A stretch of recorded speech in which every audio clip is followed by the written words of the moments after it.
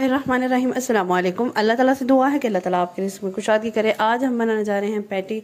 Patty की इतनी मज़ेदार और इतनी सिंपल रेसिपी है और ये आप वैसे भी ख़ुद भी बना के खा सकते हैं और अपने बच्चों को भी बना के दे सकते हैं एज ए लंच बॉक्स। ये बहुत ज़बरदस्त रेसिपी है, मस्ट ट्राई रेसिपी है। इसको बनाने के लिए हमने क्या किया है, तकरीबन मैंने एक छोटा ब्रेस्ट पीस था, वो एक पूरा ब्रेस्ट पीस था लेकिन साइज़ छोटा था, वो ले लिया। ठीक है, वो क्योंकि ब्रेस्ट पीसेस के भी साइजेस होते हैं, वो मैंने पूरा कटिंग कर लिया और साथ ही मैंने इसमें ना ब्लेंडर में ऐड कर दिया। इसमें मैंने 1.5 टीस्पून मैंने इसमें नमक ऐड कर दिया और साथ ही साथ मैं इसमें ना चिकन पाउडर ऐड कर रही हूँ। चिकन पाउडर जो है वो 1 टीस्पून ऐड कर रही हूँ, ज़्यादा भर के नहीं आपने ऐड करना, बस थोड़ा सा ना कम कम ही रखना है, लेकिन 1 टीस्पून ही ऐड करना है।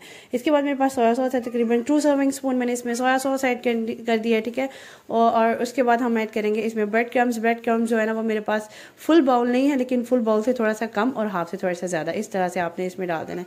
ये डालने के बाद मैंने क्या करना है, इसको अच्छे तरीके से ब्लेंड कर लेना है। Blend to form a fine mixture, एक पूरा ये मिक्सिंग हो जाएगी और एक फाइन मिक्सचर बन जाएगा। तब आपने क्या करना है, इसको एक बाउल में निकाल लेना है। ठीक है, इस तरीके से आपने इसको अच्छी तरह से ब्लेंड करके और इस तरह से आपने बाउल में निकाल लिया। अच्छा जी, ये बाउल में निकालने के बाद ये इस तरह से अगर आप मिक्स करें तो एक ना ज़बरदस्त है ना वो मिक्सिंग भी हो जाती है और टाइम पे ना आपका मिक्सचर भी बन जाता है। इससे यह फ़ायदा होता है। अच्छा, इसमें मैंने प्याज नहीं ऐड किया, लेकिन फिर भी पैटी इतनी सॉफ्टन बन गई थी ना, क्रम होता है ना, ये आपकी पैटी को मोर सॉफ्टन की तरफ ले जाता है। ठीक है, और प्याज भी करता है, लेकिन इसमें मैं प्याज नहीं ऐड करी। तो फिलहाल इसमें ब्रेड क्रम ही ऐड किया, वो भी बहुत सॉफ्ट सा कर देगा। ठीक है, आपकी पैटी को। अच्छा, ये मैंने मिक्सचर ऐड करने के बाद इसमें मैंने जीरा ऐड कर दिया है, तकरीबन 1 टीस्पून। जीरा इसलिए ऐड किया, ज़रा खड़ा खड़ा जीरा सही रहेगा इसमें। अच्छा, और जीरा ऐड कर दिया, 1 टीस्पून जीरा ऐड कर दिया और 1 टेबल स्पून आपने इसमें ना चिकन पाउडर ऐड करना है। अच्छा, चिकन पाउडर मुझे डालना भूल गया था, तो मैंने कहा चला इस पॉइंट पे हम चिकन पाउडर भी ऐड कर देते हैं। 1 टेबल स्पून आपने चिकन पाउडर ऐड करना है और साथ ही साथ मैंने ना इसमें 2 टेबल स्पून मैंने इसमें ऑयल का ऐड कर दिया है और इसके मिक्सचर को ना मैंने अच्छी तरह से ना मिक्स कर लेना। ठीक है, इस तरह से ये मज़ेदार सी रेसिपी अपने बच्चों को स्कूलिंग के लिए मस्त बना के रखिए। तकरीबन 1 महीना आराम से गुजर जाता है इस पैटी के साथ। और होता कि यूँ है कि बच्चों को पूरा बर्गर जो है ना वो हर रोज़ भी नहीं देते, क्योंकि एक चीज़ से बच्चा ना तंग आ जाता है। तो ऑल्ट्रेशन पे कोई फ्राइज दे दी या कोई फ्रूट साथ में ऐसे दे देती हूँ हाफ बर्गर के साथ, तो इस तरह से मेरी पैटी बनकर रेडी है। इस तरह से मैंने सारी पैटीज़ बना ली थी। तो ये बच्चे तो शौक से खाएंगे, बड़ों को भी खाने में मज़ा आएगा कि इतने मज़े की टेस्टफुल रेसिपी बनती है। अगर आप थोड़ा और स्पाइसी बनाना चाह रहे हैं तो आप इसमें कुटी हुई लाल मिर्च 1 टीस्पून भी ऐड कर सकते हैं और पिंच ऑफ गरम मसाला भी ऐड कर सकते हैं। ठीक है, ये चीज़ें भी ऐड कर सकते हैं आपने, लेकिन वैसे इस तरह ही बनाए बहुत मज़ा आता है। इसमें मैंने मैदा ले लिया, तकरीबन 1 कप मैंने मैदा ले लिया है। 1 टीस्पून इसमें नमक जा रहा है और साथ ही साथ इसमें 1 टीस्पून मैंने इसमें काली मिर्च ऐड करनी है। अच्छा, ये जो आप फ्लैट बनाएंगे ना पैटी, इसकी ये होगा कि इस चीज़ों से ना जब हम कोटिंग करेंगे ना तो वो उसकी ना ऊपर से कवरिंग जो है ना डबल हो जाएगी। एक तो मज़े की भी क्रिस्पीनेस भी आ जाएगी और मज़े का भी हो जाएगा। और वो जो आपको लग रही है ना कि पैटी अगर फ्लैट है तो वो बिल्कुल इसकी कवरिंग से ना ज़रा थोड़ी सी ना थिक सी और मोटी मोटी सी हो जाएगी और ये बहुत मज़े का लगता है इसके साथ ना, इस कोटिंग के साथ। इस तरह से मैंने क्या किया, नमक और काली मिर्च ऐड करके और 1 कप में साथ ही पानी डाल के इसका ना थोड़ा सा हल्का सा बस लेना, लिक्विड ही था, ज़्यादा लिक्विड नहीं कर लेना, थोड़ा सा थिक ही पेस्ट है। ठीक है, इस तरह से आपने पेस्ट बना लेना कि जब आप पैटी को लगा रहे हैं तो ना उस पर ना आपको ना ट्रांसपेरेंसी नज़र ना आए, तो आपकी पैटी पे ना प्रॉपर तरीके से एक लिक्विड लगा हुआ वाइट कलर का नज़र आए। इस तरह से आपको मैं लगा के भी दिखाती हूँ तो फिर आपको पता चल जाएगा। ये मैंने एक पैटी पकड़ लिया। अच्छा, ये पैटी जो है ना मैंने फ्रीज़र में रख दी थी। फ्रीज़र में इसको फ्रीज़ किया इसको तकरीबन 1 से 2 घंटे। उसके बाद मैंने इसको निकाल के इस तरीके से ना मैंने इसको लगा दिया ये मैदे की कोटिंग, और उसके बाद से ना इस तरीके से आपने प्रॉपर तरीके से लगानी है, हर तरफ से आपकी प्रॉपर कोटिंग होनी चाहिए। इसको लगाने के बाद आपने उठाना है और इसको ना ब्रेड क्रम्स वाले बॉल में ऐड कर देना है। ब्रेड क्रम्स भी आपने प्रॉपर तरीके से लगानी है, इस तरीके कि आपका कोई जो मैदे वाला मिक्सचर नज़र ना आए, और प्रॉपर तरीके से आपने ऊपर नीचे आगे पीछे हर तरफ से साइड्स पे भी इस तरह रोल ओवर करके ना इस तरह से आपने हर तरीके से लगा देनी है। अच्छा, इस तरीके से जब आप कोटिंग करेंगे ना तो पैटी का साइज़ जो ऐसे लगेगा आपका डबल हो गया। ये इस तरीके से आप देखें, अगर आप वो कैमरे में शायद आपको नज़र ना आए, लेकिन इस तरह से आपकी वो वाली पैटी और इस पैटी में ना थोड़ा सा बहुत ज़्यादा डिफरेंस है। वो जो है वो स्लिम सी है और ये इसकी कोटिंग की वजह से ना थोड़ा सा ना ये मोटी हो गई। ये देखिए, मैं आपको दिखा भी रही हूँ ना, इस तरीके से ना थोड़ा सा ना वो उसमें ना उसने वॉल्यूम गेन कर लिया है इस पैटी ने जिसमें हमने कोटिंग की है। ठीक है, प्रीवियस पैटी से इस तरीके से मैंने सारी कोटिंग कर दी थी।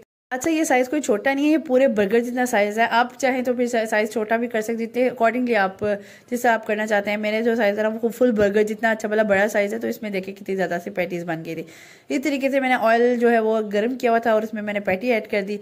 पैटी ऐड करनी पैटी को ना आपने प्रॉपर तरीके से फ्राई कर लेना है। अच्छा, ये मैंने रात को पैटी बना के फ्रीज़र में रखती थी। वेरी नेक्स्ट मॉर्निंग मेरी बेटी स्कूल जा रही थी, तो मैंने कहा चले मैं बर्गर जो बना रही हूँ तो साथ ही साथ आपके साथ भी शेयर करती जाऊँ कि किस तरह से मैं बर्गर बना रही हूँ। पैटी को आपने अच्छे तरीके से फ्राई कर लेना है, बिल्कुल लाइट आंच पे, क्योंकि आपने फ्रीज़ हुई है और उसको आपने अंदर तक पकाना है। तो इसलिए पहले तेज़ आंच पे आपने उसको डाल देना, तो फुली मतलब हॉट ऑयल होगा उसमें डाल देना, और बाद में आपने बिल्कुल स्लो सर्व कर लेना है। इस तरह से मैंने उसको प्रेस करके ना सारी पका ली थी। ये इतनी सॉफ्ट एंड पैटी बनी थी ना, इवन कि इसमें हमने प्याज नहीं डाला, क्योंकि प्याज भी जो है ना वो आपकी कीमे को या आपके कबाब्स को ज़्यादा प्याज ऐड करें उसमें ना सॉफ्ट करता है। लेकिन ये इससे भी वो बड़ी ज़बरदस्त हमारी मिक्सचर बन गया था, ये जो हमने ये वाला मिक्सचर बनाया था।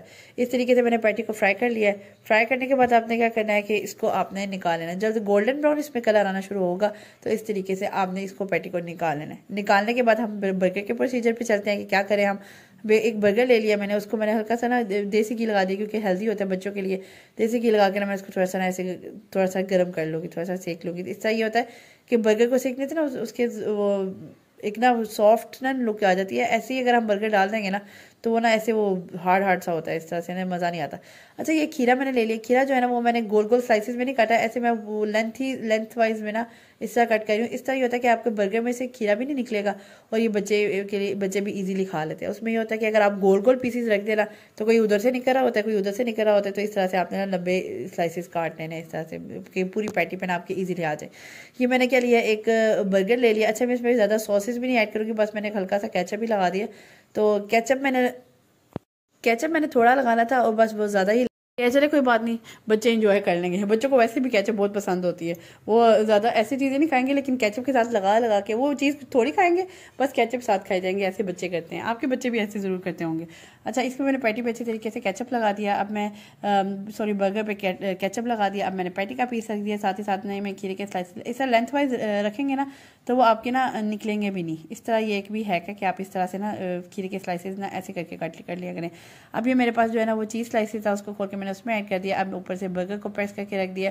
इसको मैंने 1 मिनट के लिए, हाफ मिनट के लिए इसको ओवन में करूँगी मेल्ट, तो ये चीज़ भी मेल्ट हो जाएगी। इस तरह से मेरी चीज़ मेल्ट हो गई थी।